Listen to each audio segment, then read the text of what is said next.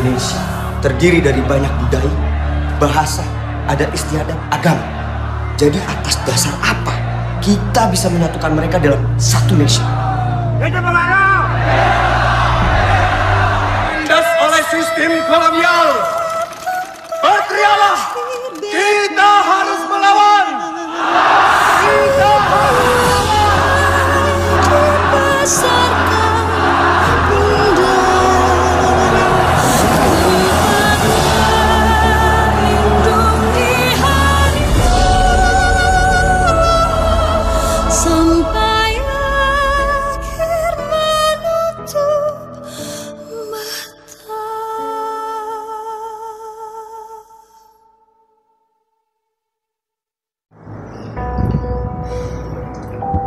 Bismillahirrahmanirrahim. Assalamualaikum warahmatullahi wabarakatuh.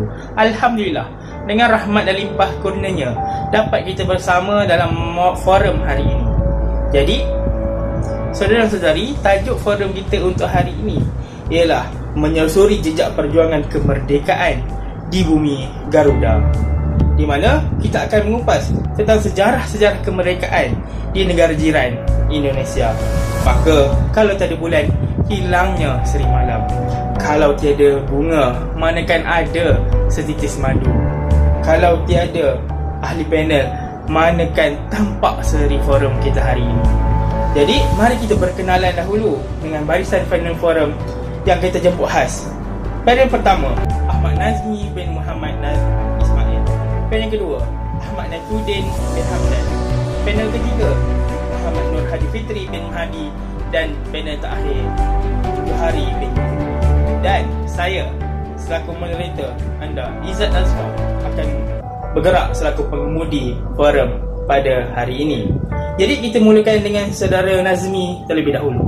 Soalan pertama, siapakah yang pernah menjajah negara Indonesia sewaktu ketika dahulu dan kesannya terhadap rakyat? Silakan. Baik. Bismillahirrahmanirrahim. Alhamdulillahi rabbil alamin. Wassalatu wassalamu ala sayyidina Muhammadin wa ala alihi wa sahbihi ajma'in. Qala rabbi shrah li sadri wa yassir li amri wahlul 'uqdatam min lisani yafqahu qawli. Amma ba'd. Terima kasih diucapkan kepada tuan moderator kita, iaitu Muhammad Izzat Azfar, dan beliau telah memacukan soalan terhadap saya yang berbunyi, siapakah yang pernah menjajah Indonesia dan kesan terhadap rakyatnya. Okey, sebelum tu saya nak terangkan siapakah yang pernah menjajah Indonesia. Yang pernahnya adalah berkaitan dengan negara lah. Maknanya ada 6 negara yang pernah menjajah negara Indonesia. Apa dia? Iaitu Portugis, Spanyol, Inggeris, Perancis, Jepun dan Belanda. Dan kita telah sedia maklum bahawa di negara Indonesia yang paling lama menjajah negara Indonesia adalah negara Belanda, iaitu selama 346 tahun. Okey, negara yang pernah menjajah saya terangkan satu persatu ya, iaitu Portugal ataupun Portugis, yang mana tahunnya adalah 1509 sehinggalah 1595. Okey, Portugis ni ataupun Portugal merupakan negara pertama yang menjajah Indonesia dengan salah satu tokoh pentingnya, iaitu Alfonso de Albuquerque.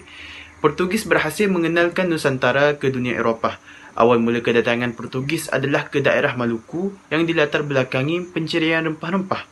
Kedatangannya pun disambut hangat oleh raja dan rakyat Maluku pada saat itu, hingga pada akhirnya Portugis melanggar aturan yang disepakati dengan menerapkan praktik monopoli tidak sihat.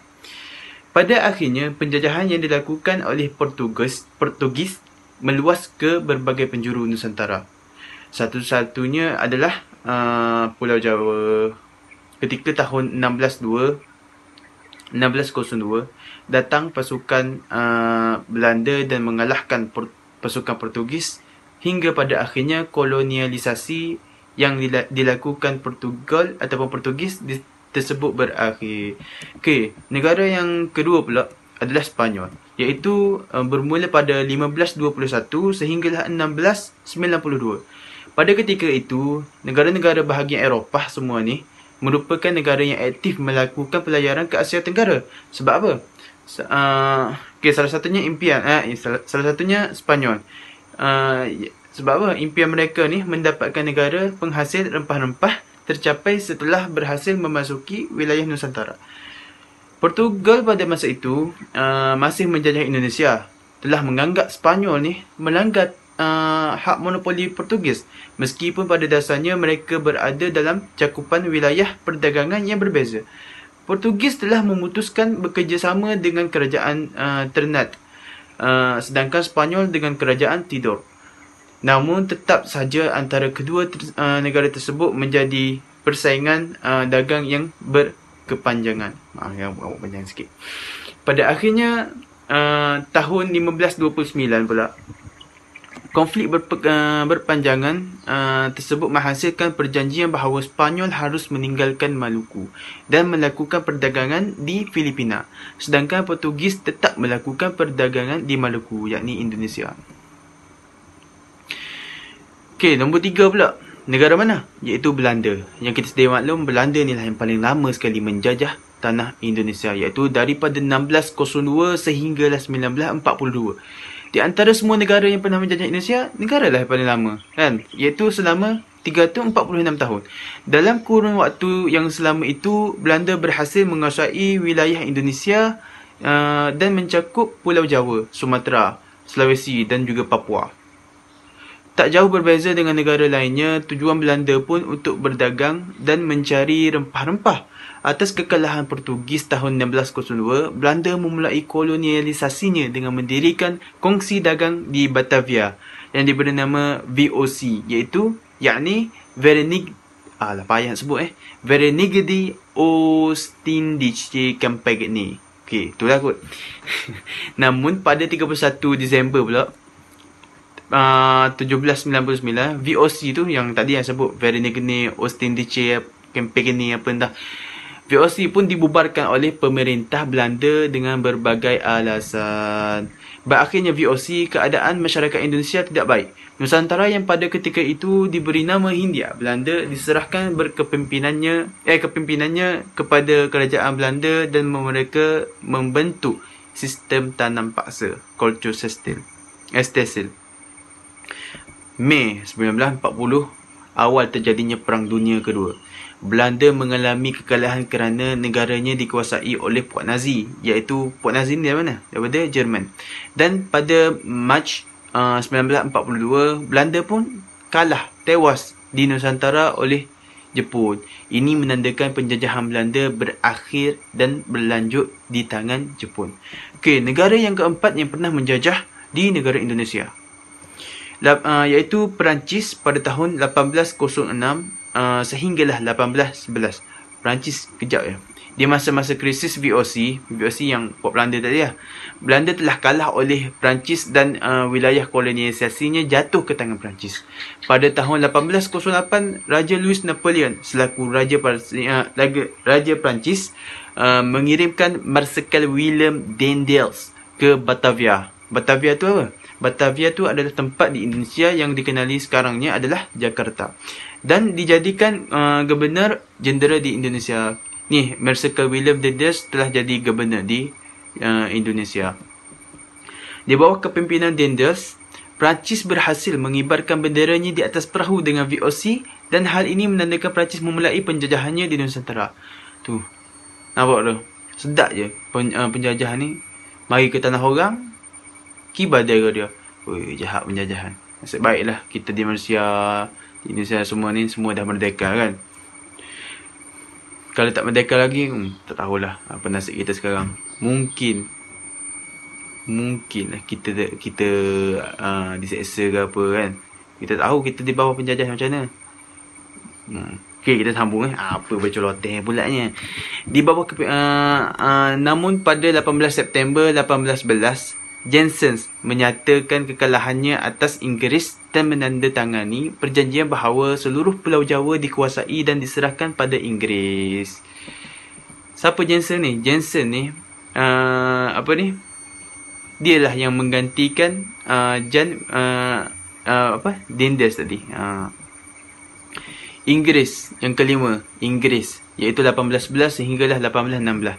Kalahnya Perancis di tangan Janssen menjadikan Inggeris menguasai wilayah Pulau Jawa di bawah kepimpinan Stamford Raffles. Indonesia mengalami banyak perubahan, di antaranya menghapus monopoli dan perbudakan serta membagi Pulau Jawa menjadi 16 keresidenan.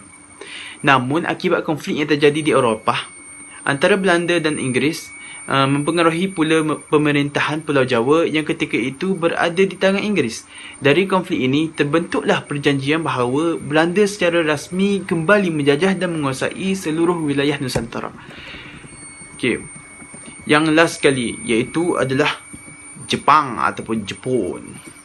Yang mana mereka ni bermula pada 1942 sehinggalah 1945. Itu pun kejap juga. Iaitu di awal 8 Mac 1942, Jepun bersikap baik dan berencana membantu memerdekakan Indonesia. Namun lama kelamaan mereka ni dia telah menunjukkan sikap yang tidak adil, iaitu yakni macam sikap diktator dan kecam hingga membentuk sistem kerja paksa yang disebut Romusha. Tak hanya itu, Jepun pun membuat organisasi kemiliteran yang tak lain tujuan awalnya adalah untuk melawan pasukan Amerika Syarikat dan sekutunya kerana Jepun terlibat dalam Perang Dunia Kedua. Namun pada akhirnya, Jepun pun mengalami kekalahan kerana negaranya dijatuhi bom atom oleh Amerika Syarikat di kota Hiroshima dan Nagasaki. Setelah kejadian tersebut, Jepun diambang kekalahan dan akhirnya ia menepati janjinya membantu memerdekakan Indonesia. Pada 15 Ogos pula, iaitu 1945, Jepun menyatakan untuk menyerah dan ini menandakan berakhirnya penjajahan yang dilakukan oleh Jepun. Okey. Maknanya merdekalah Indonesia. Setakat itu sahaja daripada saya. Wabillahi taufiq wal hidayah. Wassalamualaikum warahmatullahi taala wabarakatuh. Oh, terima kasih Saudara Nazmi. Jadi terdapat 5 negara barat dan 1 negara daripada rantau Asia yang pernah menjajah Indonesia. Ironinya, negara-negara ni pernah pun menjajah negara kita Malaysia. Bergerak kepada soalan seterusnya, iaitu kepada Saudara Nafiuddin. Jadi Saudara Nafiuddin, apakah tindakan rakyat tanah Garuda dalam mencapai kemerdekaan dari sudut ketenteraan dan fizikal? Silakan. Assalamualaikum warahmatullahi wabarakatuh. Terima kasih kepada saudara pengerusi majlis. Saudara pengerusi majlis yang tidak kurang petah bicaranya. Jadi bagi menjawab persoalan tersebut, seperti mana yang kita ketahui bahawa Indonesia merupakan sebuah negara yang mempunyai pelbagai etnik, rumpun maupun kaum yang terdiri daripada beberapa kepulauan yang ada di Indonesia.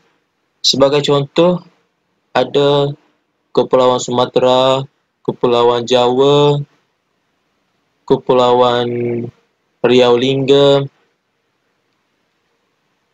Kalimantan yang terletak di Kepulauan Borneo.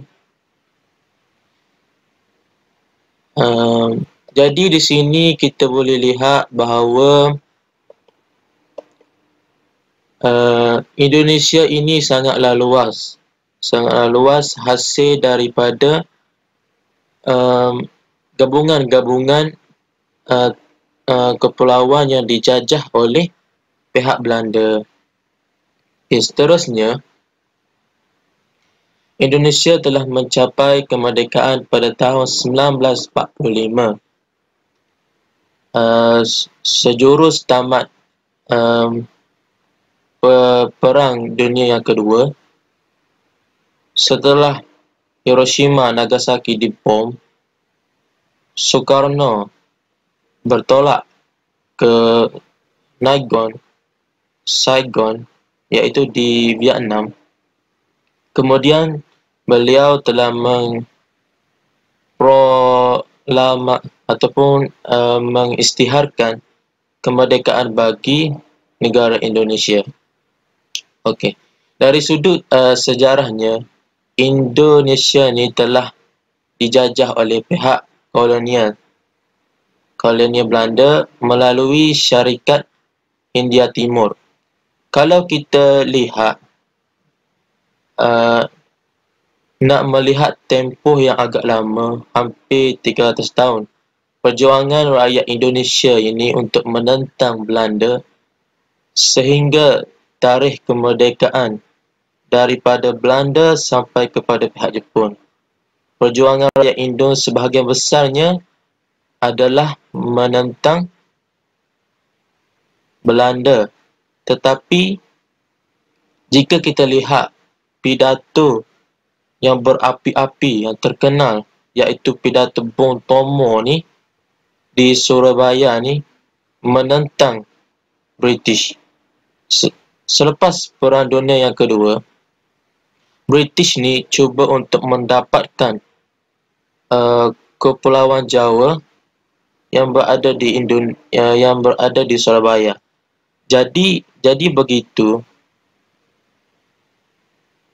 yang tempoh panjang sebenarnya adalah Belanda. Di samping itu, rakyat Indonesia, jika kita lihat dari fasa Belanda, penentangan dan perjuangan itu ditentukan atau dimonopoli perjuangan itu oleh golongan ulama.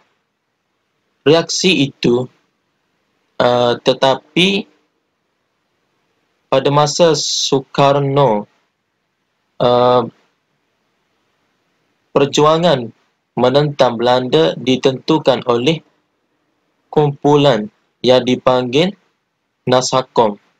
Nasakom ni iaitu nasionalis, sosialis dan komunis yang disebut oleh pihak barat. Okey. Jika kita ingin melihat perjuangan kemerdekaan, kita mesti lihat dari sudut sama sahaja seperti tanah Melayu. Kita tidak boleh lihat dari fasa Tunku sahaja, kerana fasa Tunku Abdul Rahman ini adalah fasa 10 tahun yang lalu sebelum merdeka. Sedangkan gerakan melopori ini sudah lama ada sejak 100 tahun yang lalu sebelum merdeka. Sebagai contohnya, perjuangan jihad di Ponorogo, perjuangan golongan ulama di Sumatera, sehingga kan mereka terpaksa berpindah ke tanah Melayu untuk mendapatkan perlindungan daripada ditangkap oleh Belanda. Jadi apa yang saya dapat simpulkan daripada ini adalah reaksi ataupun tindakan oleh golongan pelopor ini ada dua cara, iaitu melalui muwajjah bil quwwah dan muwajjah bil hikmah. Muwajjah bil quwwah ini adalah berjihad dengan menggunakan kekuatan. Contohnya Imam Bonjol berjuang melawan penjajah Pedri di Sumatera Barat. Contoh yang lain, Pangeran Diponegoro melawan Belanda yang mengakibatkan ramai terkorban. Selain itu, terdapat juga muwajjah bil hikmah. Muwajjah bil hikmah ni berperang dengan bijaksana. Contohnya Raden Ajeng Kartini, seorang perempuan yang mempertahankan atau memperjuangkan kesetaraan hak kaumnya. Jadi, beliau ni bukan sahaja menggunakan kekuatan fizik sahaja, bahkan beliau ni menunjukkan perjuangan dengan kegigihannya dalam mendirikan sekolah wanita dan tulisan-tulisan hebatnya. Jadi, kembali kepada pengerusi. Sekian, terima kasih. Masya Allah. Terima kasih saudara Nakudin. Saudara, dalam kita mengangkat tokoh-tokoh ketenteraan yang berperang, jangan kita lupa kepada ulama yang sama turut berjuang bersama mereka. Semakin lama semakin hangat ya perbincangan kita hari ini. Jadi kita beralih kepada panel seterusnya. Saya jemput saudara Hadi. Saudara Hadi, soalan saya, selain para tentera dan para ulama, apakah sumbangan gerakan pemimpin atau usaha pihak politik untuk membolehkan Indonesia memperoleh kemerdekaan? Silakan. Bismillahirrahmanirrahim. Assalamualaikum warahmatullahi wabarakatuh. Terlebih dahulu saya ingin mengucapkan ribuan terima kasih kepada Tuan Pengerusi Majlis kerana telah menjemput saya untuk berbicara di dalam forum kita pada hari ini. Okey, hadirin yang dirahmati Allah sekalian. Pada pendapat saya berkenaan soalan yang diajukan oleh Tuan Pengerusi tadi, iaitu usaha-usaha ahli politik ataupun pemimpin dalam memperjuangkan kemerdekaan di Indonesia. Okey, di sini saya akan memberitahu satu atau dua individu yang amat penting dalam memperjuangkan kemerdekaan di Indonesia. Okey, yang pertama iaitu yang telah dikenali ramai, iaitu Soekarno ataupun juga digelar sebagai Bung Karno. Saya ringkaskan cerita. Soekarno ni telah belajar di Belanda. Okey. Lepas tu pada bulan Julai 1927, Soekarno dan kawan-kawannya telah menubuhkan Parti Pro Kemerdekaan, iaitu Parti Nasional Indonesia, PNI, yang mana Soekarno dipilih sebagai pemimpin yang pertama. Parti itu memperjuangkan kemerdekaan bagi Indonesia dan menentang imperialisme dan kapitalisme. Kerana Soekarno menganggap atau berpendapat bahawa kedua sistem itu memperburuk kehidupan rakyat Indonesia. Parti itu juga menganjurkan sekularisme dan perpaduan di kalangan banyak etnik di Hindia Belanda untuk membentuk Indonesia yang bersatu padu.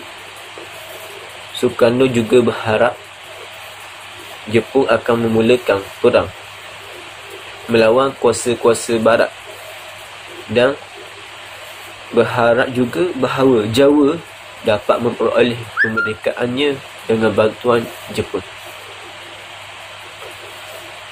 Setelah perpecahan Syarikat Islam pada 1920-an dan menghancurkan Parti Komunis Indonesia selepas pemberontakan gagal pada tahun 1926, PNI mula menarik sejumlah besar pengikut, terutamanya di kalangan belia yang berpendidikan tinggi, yang berkeinginan untuk kebebasan dan peluang yang lebih besar dinafikan kepada mereka dalam sistem politik perkauman dan konstruktif penjajahan Belanda.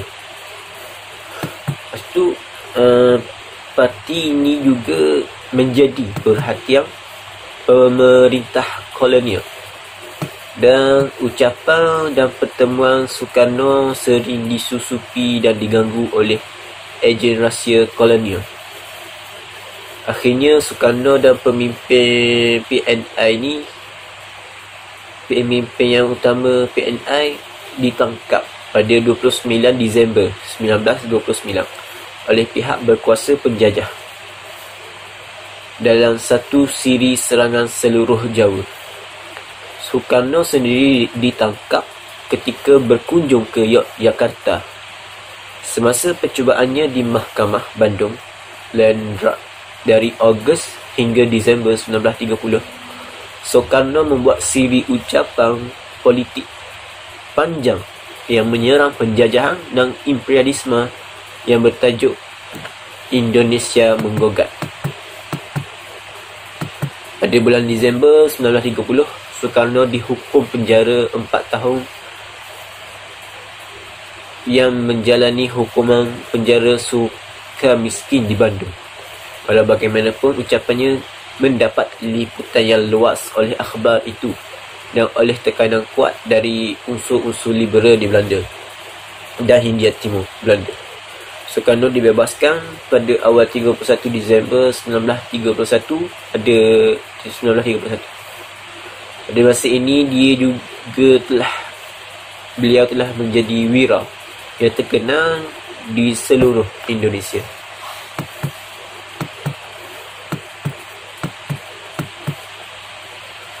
Walau bagaimanapun, semasa pemenjaraannya, PNI telah berpecah oleh penindasan pihak berkuasa, penjajah dan pertengkaran dalaman.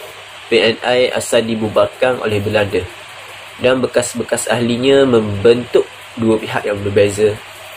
Parti Indonesia di bawah Sekutu Soekarno yang mempromosikan agitasi massa dan pendidikan nasional Indonesia di bawah Muhammad Hatta dan Sultan Syahrir. Dua orang nasionalis yang baru-baru ini kembali dari pengajian di Belanda dan yang mempromosikan strategi jangka panjang dalam menyediakan pendidikan moden kepada masyarakat Indonesia yang tidak berpendidikan untuk membangunkan elit intelektual yang mampu menawarkan perlawanan yang berkesan terhadap pemerintahan Belanda. Okey, kita pergi kepada individu yang kedua, iaitu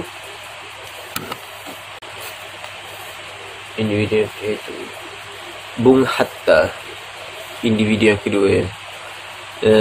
Secara ringkasnya, pada 19 Februari 1922, Bung Hatta ini dilantik sebagai Bendahari Pertubuhan Industri Vereniging ketika Herman Kartawisatra menggantikan Dr. Sutomo sebagai pengurus pertubuhan ini.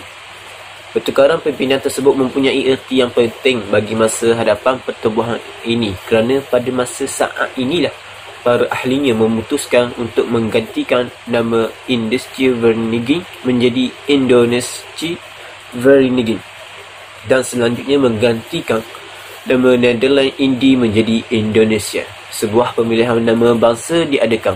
Dalam forum itu, salah seorang anggota Indonesci Vereniging mengatakan bahawa dari sekarang kita mula membangun Indonesia dan meniadakan Hindia atau Netherlands Indi. Semasa menjawab Bendahari GSB Pusat di Batavia, Hatta telah menjalin hubungan dan kerjasama dengan Akhbar Neradja. Hubungan itu terus berlanjut melalui surat menyurat meskipun beliau di Rotterdam, Belanda. Pada pertengahan tahun 1922, terjadi satu peristiwa yang menggemparkan Eropah Turki yang Turki dipandang sebagai sebuah kerajaan yang sedang jatuh. Mengundurkan tentera Yunani yang dibantu oleh United Kingdom. Rentetan peristiwa itu Hatta memantau lalu menulis sebuah siri rencana untuk Akhbar Neradja di Batavia. Siri rencananya itu menarik perhatian khalayak pembaca. Bahkan banyak akhbar di tanah airnya yang mengutip tulisan-tulisan Bung Hatta.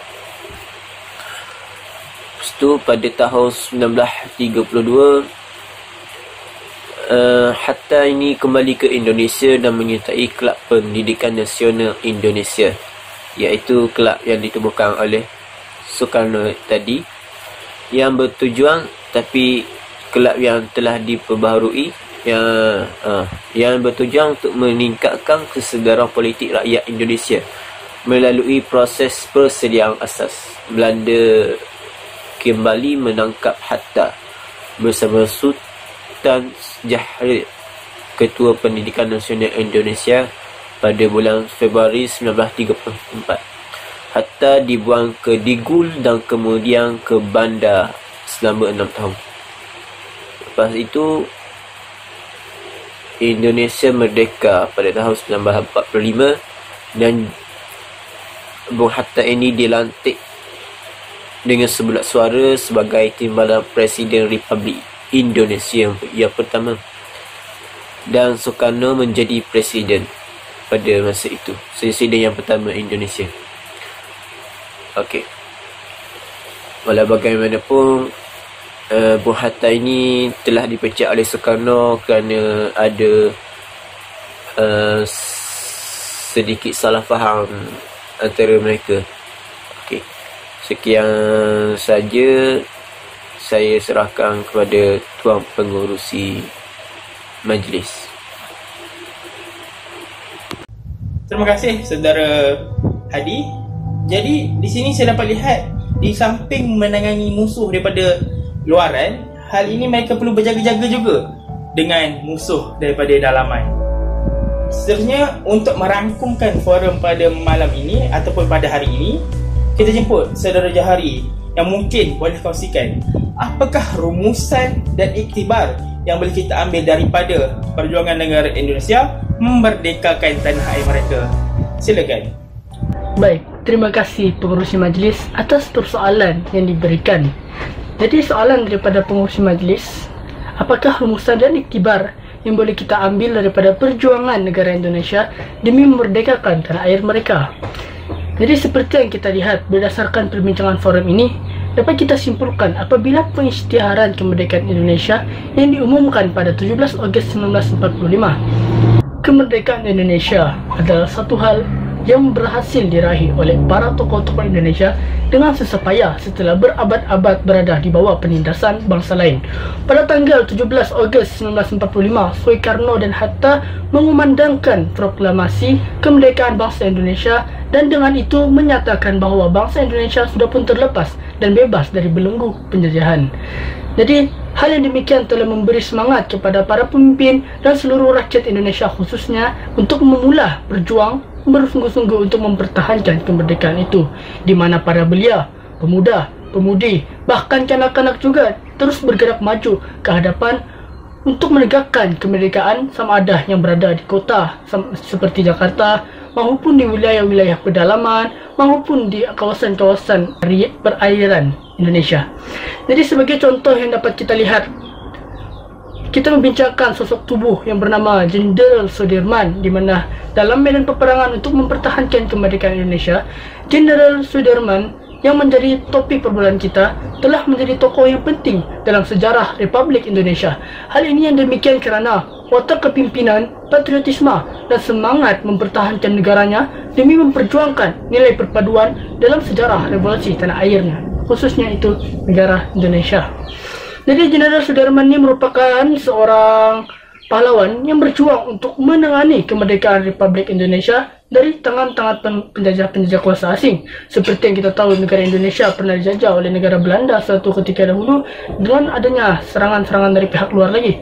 Jenderal Sudirman berjuang untuk kemerdekaan Indonesia walaupun mempunyai kekurangan dari segi pasukan dan juga masalah kesihatan yang dialaminya. Jadi kita dapat lihat ketika Jenderal Sudirman itu tengah berjuang, terdapat banyak kekurangan dari segi pasukan tentera, dari segi kelengkapan tenteranya maupun bilangan pasukan yang pada masa itu, dan juga masalah kesihatan yang dialaminya sendiri. Tetapi kerana cintanya dan kesetiaannya kepada negara Indonesia yang merdeka telah memacu semangatnya untuk terus berjuang dalam apa jua keadaan tanpa menyerah, penat lelah dan segala titik keringatnya. Jadi pengurus majlis, kita teruskan. Okay, baik. Jadi selain dinobatkan sebagai tokoh perjuangan yang dapat dipercayai, beliau juga merupakan tokoh perjuangan Islam dari Muhammadiyah yang juga berperanan sebagai seorang guru yang baik dan boleh dipercayai. Jadi dapat kita lihat sosok tubuh Sudirman ini merupakan tokoh yang sangat hebat pada ketika itu. Selain dinobatkan sebagai tokoh perjuangan Islam, tambahan pula dalam bidang ketenteraan, Jenderal Sudirman adalah seorang tokoh yang dapat menjadi pembakar semangat, role model dengan menggalakkan pasukannya untuk terus berhati-hati dan berwaspada daripada ancaman anasir-anasir barat. Jadi dapat kita lihat di sana Jenderal Sudirman merupakan contoh seorang pejuang kemerdekaan yang terbaik dan sentiasa menjadi contoh teladan kepada anak-anak bangsa.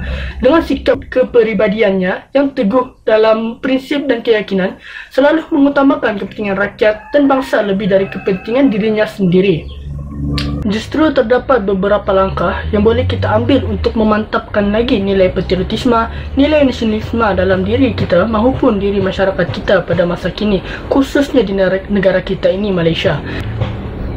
Jadi yang pertama ialah menuntut ilmu. Para penuntut ilmu hendaklah belajar dengan tekun dan tidak pernah berputus asa dan terus berjuang untuk masa depan negara. Selain itu, hendaklah menghormati ibu bapa dan mengukuhkan hubungan antara satu sama lain demi agama, bangsa dan negara. Seterusnya, kita fokuskan kepada pihak sekolah, di mana pihak sekolah ini pihak yang mendidik anak-anak bangsa untuk menjadi seseorang yang berjaya pada suatu masa akan datang. Jadi pihak sekolah hendaklah mempergiatkan pameran dan galeri khasnya memperkenalkan tokoh-tokoh perjuangan negara juga merupakan langkah terbaik, di mana menggalakkan sikap patriotisme dan cintakan negara dalam kalangan pelajar. Seperti yang kita tahu, pelajar ini merupakan harapan negara suatu hari nanti. Selain itu, menyanyikan lagu negaraku ataupun lagu kebangsaan amatlah diperlukan untuk memupuk semangat cinta akan tanah air. Seterusnya adalah latar masyarakat, di mana mereka hendaklah sentiasa mengajarkan generasi muda untuk sentiasa menimba ilmu dan tekun dan rajin dalam menuntut ilmu. Mendidik anak-anak bangsa dengan baik dan sentiasa memantau aktiviti mereka sama ada di dalam rumah maupun di luar rumah, dengan mengajar mereka dan mempergiatkan mereka dengan menerokai teknologi maklumat mengikut peredaran arus globalisasi. Seterusnya, kita fokuskan kepada pihak kerajaan, di mana pihak kerajaan haruslah mempergiatkan lagi pusat-pusat pengajian ilmu dengan menambah buku-buku rujukan di berbagai perpustakaan maupun tempat-tempatan, di mana pusat-pusat ilmu ini mengenai buku-buku sejarah dan ilmu-ilmu yang lain, bagi menggalakkan nilai membaca dalam kalangan masyarakat dan dapat meningkatkan nilai patriotisme dalam diri masyarakat tersebut. Jadi di sini dapat kita simpulkan betapa pentingnya nilai kemerdekaan ini. Semua ini tidak akan dapat dicapai tanpa pengorbanan pejuang-pejuang negara terdahulu. Berapa ramai di antara kita yang sanggup berkorban seperti mereka? Berapa ramai di antara kita yang sayangkan negara? Berapa ramai di antara kita yang ingin menyumbang dan berbakti kepada negara? Oleh hal yang demikian, marilah kita menjadi salah satu daripada golongan itu. Tidak perlu menjadi ahli politik ataupun menteri untuk menyumbang jasa kepada negara. Banyak lagi alternatif lain yang boleh kita pilih untuk menyumbang kepada negara. Oleh itu, diharapkan agar semua warga negara ini akan sentiasa mematuhi undang-undang, menjaga maruah negara dan menghargai jasa tokoh-tokoh yang telah banyak berjuang bagi mencapai kemerdekaan negara kita. Jadi kita juga perlu sentiasa ingat untuk sentiasa menjaga negara kita. Sejarah mungkin berulang, dan tanpa sejarah, siapalah kita? Terima kasih, kita kembali kepada pengurus majlis. Terima kasih Saudara Johari atas sedikit perkongsian tentang Jeneral Sudirman dan langkah-langkah yang patut diambil sesetengah pihak untuk mengekalkan nasionalisme dalam diri. Natijahnya, hadirin hadirat, bersyukurlah dengan apa yang kita kecapi hari ini, kerana mungkin di antara kita tidak dipilih lahir dalam keadaan yang menderita dengan penjajahan. Kita boleh ambil iktibar daripada negara Tanah Garuda di seberang, kerana jangan kita lupa, siapa yang melupakan sejarah, mereka akan mengulanginya. Sekian saja, wabillahi taufiq wal hidayah. Wassalamualaikum warahmatullahi wabarakatuh. Terima kasih. Hal yang mengenai pemindahan kekuasaan dan lain-lain diselenggarakan dengan cara saksama dan dalam tempo yang sesingkat-singkatnya. Jakarta, 17 Agustus